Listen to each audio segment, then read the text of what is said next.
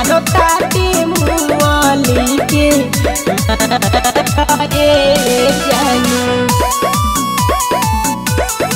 माँ Durga recording studio Vikramganj.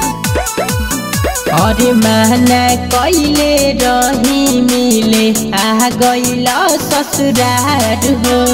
Tension देके भारी हमके चहली गइला यार हो, चहली गइला यार। अरे महना कइले रही मिले आ गइला ससुरार हो। टेंशन देके भारी हमके चहली गइला यार हो। इहे बतिया सोची सोची बथता कपार। इहे बतिया सोची सोची बथता कपार। रोजे गरिया ताटे लाटे लतिया ताटे मारो ताटे मुआली के मारे जानू। लागता कि छोड़ी दी तारे जानू।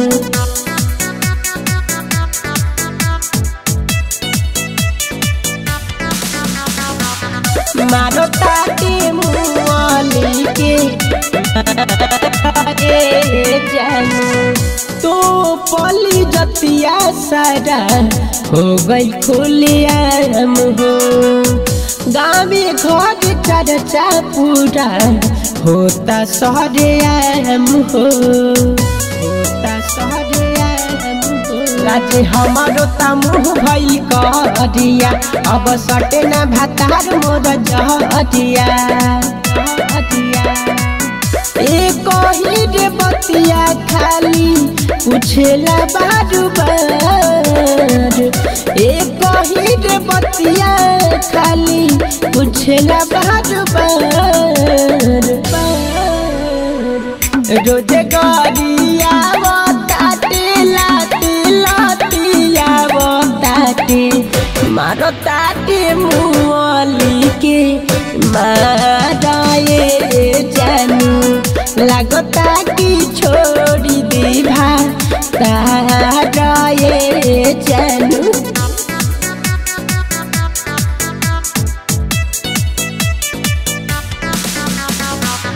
मारो ताटे मुआली के जानू। मुखिया सरपंच के मार देता बात से। बानी तबाह हम तो गोलू सुपर फास्ट से, गोलू सुपर फास्ट से। नहीं मनल तू हमारो कहले जानू। सब तहरे ह करनी के फले जानू, फले जानू। राखे के पड़ी तोहके होके अब लाचार। राखे के पड़ी तोहके होके अब लाचार। रोजे गरिया ताटे लाटे लतिया ताटे मारो ताटे मुआली के मारे जानू।